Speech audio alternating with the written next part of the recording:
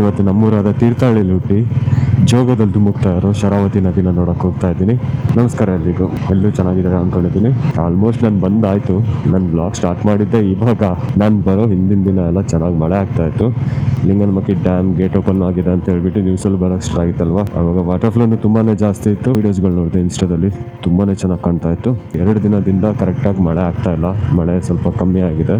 ನೀರು ಅದೇ ಫ್ಲೋ ಇದ್ದರೆ ಸಾಕಿತ್ತು. ಫಸ್ಟ್ ಇಲ್ಲಿ ನೀರಿನ ಪ್ರಮಾಣ ನೋಡೋಣ. ನೀರು ಕಮ್ಮಿ ಇದೆ, ಇಲ್ಲೇ ನೀವು ಅಬ್ಸರ್ವ್ ಮಾಡ್ಬೋದು ನೀರು ಎಷ್ಟು ಜಾಸ್ತಿ ಇತ್ತು ಅಂತ ಹೇಳ್ಬಿಟ್ಟು.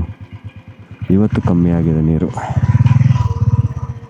ಅಷ್ಟೊಂದು ಜನನೂ ಇಲ್ಲ, ಜನನೂ ಕಮ್ಮಿ ಇದ್ದಾರೆ. ಇವಾಗ ಬ್ರಿಟಿಷ್ ಬಂಗ್ಲಾ ಹತ್ರ ಇದ್ದೀನಿ. ತುಂಬಾ ಚೆನ್ನಾಗಿ ಕಾಣ್ತಿದೆ, ಆದರೆ ಮೊನ್ನೆ ಅಷ್ಟು ನೀರಿಲ್ಲ, ಹೀಗೆ ಕಾಣ್ತಾ ಇದೆ ಇವಾಗ. ನೀವೇನಾದರೂ ಜೋಗ್ ಫಾಲ್ಸಿಗೆ ಬಂದರೆ ಫಸ್ಟು ಬ್ರಿಟಿಷ್ ಬಂಗ್ಲಾಗೆ ಬನ್ನಿ, ಇಲ್ಲಿಂದ ಸಕ್ಕತ್ತಾಗಿರೋ ವ್ಯೂ ಸಿಗುತ್ತೆ. ಅದಾದ್ರ ಮೇಲೆ ನೀವು ಆ ಕಡೆ ಹೋದರೆ ಆಯಿತು.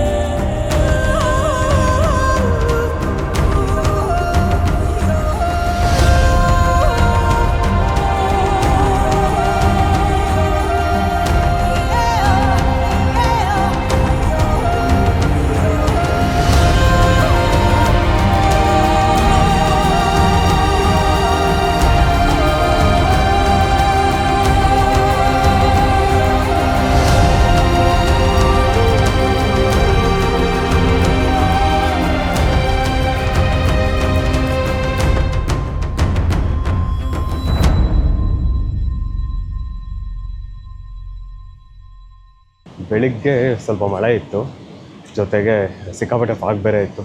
ಒತ್ತಾಟ ಮಾಡಿ ಡ್ರೋನ್ ಶಾಟ್ಸ್ ತೆಗೆದೆ. ಇವಾಗ ನೋಡಿದ್ರೆ ಕ್ಲಿಯರ್ ಆಗಿಬಿಟ್ಟಿದೆ. ಸಾವಿರಾರು ಜನ ಜೋಗನ ನೋಡೋಕೆ ಬರ್ತಾರೆ, ಆದರೆ ಪ್ರಾಬ್ಲಮ್ ಏನಂತ ಹೇಳಿದ್ರೆ ಕರೆಕ್ಟಾಗಿ ಒಂದು ಟಾಯ್ಲೆಟ್ ವ್ಯವಸ್ಥೆ ಇಲ್ಲ, ಅದೇ ಬೇಜಾರು ಇಲ್ಲಿ. ಇಲ್ಲಿಂದ ಮುಂದೆ ಹೋಗೋಣ. ಜೋಗ್ ಫಾಲ್ಸಿಗೆ ಬಂದಾಗ ಮರೀದೆ ಈ ಜಾಗನ ವಿಸಿಟ್ ಮಾಡಿ. ಇದು ಜೋಗ್ ಫಾಲ್ಸಿಂದ ಒಂದು 15 ಕಿಲೋಮೀಟರ್ ದೂರದಲ್ಲಿದೆ, ನಿಪ್ಲಿ ಅಂತ ಹೇಳ್ಬಿಟ್ಟು. ಇಲ್ಲೊಂದು ಚಿಕ್ಕ ಡ್ಯಾಮ್ ಥರ ಇದೆ, ಅದರಿಂದ ಓವರ್ಫ್ಲೋ ಆಗಿರೋ ನೀರು ಹರ್ಕೊಂಡು ಬರುತ್ತೆ. ಉದ್ದಕ್ಕೂ ನೀರು ಹರಿಯುತ್ತೆ, ತುಂಬ ಆಳ ಇರಲ್ಲ, ಆದರೆ ನೀರು ಸ್ವಲ್ಪ ಫೋರ್ಸ್ ಆಗಿರುತ್ತೆ. ತುಂಬ ಮಳೆ ಇದ್ದಾಗ ಕೇರ್ಫುಲ್ ಆಗಿರಿ. ಫ್ಯಾಮಿಲಿ ಜೊತೆ ಹ್ಯಾಂಗ್ ಔಟ್ ಆಗೋಕ್ಕೆ ಒಳ್ಳೆ ಜಾಗ ಇದು.